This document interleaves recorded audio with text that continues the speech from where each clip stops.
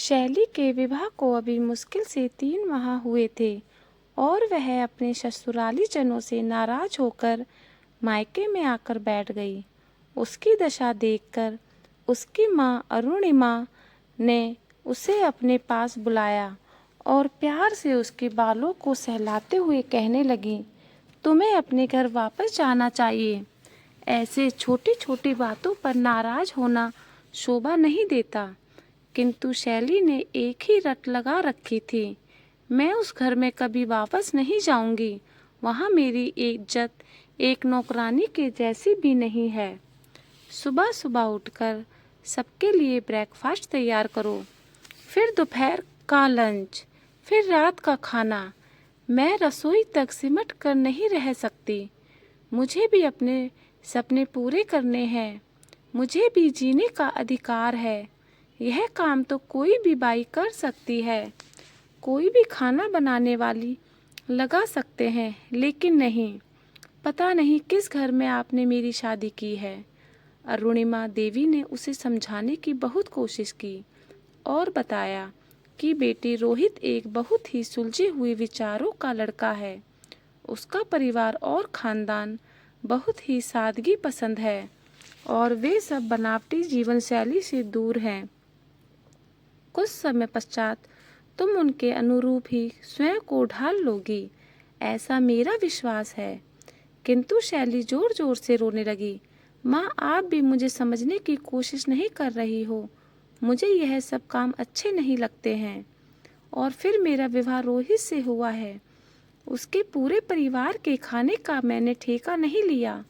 हर समय रसोई में खाना बनाना और दूसरों का ख्याल रखना, यह मेरे बस की बात नहीं। मैं एक पढ़ी लिखी लड़की हूँ। अरुणिमा ने जब अपनी बेटी के ये शब्द सुने तो उन्हें आश्चर्य हुआ। फिर वे उसे प्रेम पूर्वक समझाते हुए बोली, अच्छा ठीक है, एक कहानी सुनोगी जो मैंने तुम्हें कभी नहीं सुनाई? जी हाँ, जरूर। एक लड़की थी जिसके बहुत सुंदर सपने थे। मात्र 14 वर्ष की उम्र में उस लड़की का विवाह कर दिया गया। विवाह भी एक ऐसे इंसान से किया गया जो पढ़ा लिखा तो था किंतु बेरोजगार था। वह लड़की डिस्ट्रिक्ट मजिस्ट्रेट की लड़की थी, जिसके घर में नौकर चाकर उसकी एक आवाज़ पर दौड़े चले आते थे। महल नुमा घर में पली बड़ी वह लड़की जब एक सामान्य से घर में ब्याह दी गई, तब भी उसने कभी इस बात की शिकायत अपने माता पिता से नहीं की।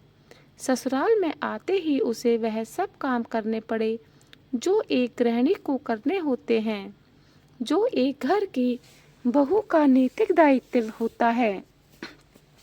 पहली बार रसोई में खाना बनाने की जिम्मेदारी जब उसे सौंपी गई तो वह डरी सहमी सी सब कार्य करती रही। जिस लड़की ने कभी रसोई घर में कदम नहीं रखा था, उसे सबके लिए खाना बनाना था। प्याज काटते समय उसकी आंखों में ढेर सारे आंसू टपकने लगे थे। घर पर तो हमेशा यह काम उसकी माताजी किया करती थी। उसे माँ की बेहद याद आती थी, किंतु फिर भी अपने आंसुओं को पोंछकर उसने अपनी साड़ी के आंचल में समेट लिया और जुट गई अपने काम में। धीरे धीरे उसने खाना बनाना सीख लिया। घर की साफ सफाई से लेकर कपड़े धोना और सबकी ज़रूरतों का ध्यान रखना उसी का काम था। मन में आगे बढ़ने की अभिलाषा ने जैसे दम ही तोड़ दिया। घर गृहस्थी के दायित्वों में ऐसी उलझ गई कि अपनी ओर ध्यान देने का अवसर ही नहीं मिला।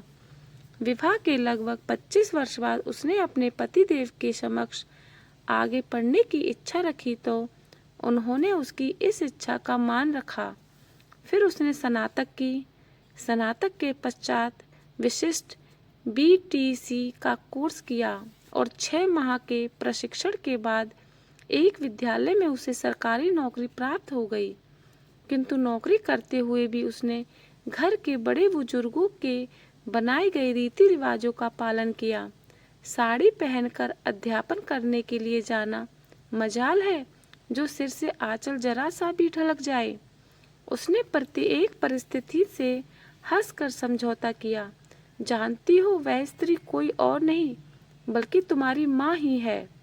हमें कभी भी विषम परिस्थितियों को देखकर अपना संयम नहीं खोना चाहिए। विवाह कोई गुड्डा गुड़िया का खेल नहीं कि कल ब्याह हुआ और आज तलाक। विवाह तो जन्म जन्म का बंधन है जिसमें एक दूसरे की भावनाओं का सम्मान किया जाता है, एक दूसरे की जरूरतों का ख्याल रखा जाता है। विवाह मात्र दो व्यक्तियों के मध्य नहीं होता, अपितु यह दो परिवारों का मिलन है। जब वर पक्ष वधु पक्ष के व्यक्तियों के साथ अच्छा व्यवहार करते हैं तो आखिर वधु अपने ससुराली जनों के साथ ऐसा सर्द और रूखा व्यवहार क्यों करती है? करना भी नहीं चाहिए। माँ की पूरी बात सुनकर शैली को जैसे अपने सारे प्रश्नों के उत्तर मिल गए। उसका गुस्सा धीरे धीरे शांत हो गया और उसने ससुराल वापस लौट जाने का निर्णय लिया। आज शैली के विवाह को लगभग 15 वर्ष हो गए हैं और वह एक सुखी सफल दाम्पत्य जीवन का सुख भोग रही है। यह सब कुछ माँ की दी हुई नसीहत का परिणाम है, जिसने उसके जीवन को गलत फैसला लेने से रोक दिया। सही समय पर लिया गया सही निर्णय व्यक्ति के जीवन को नई दिशा देता है।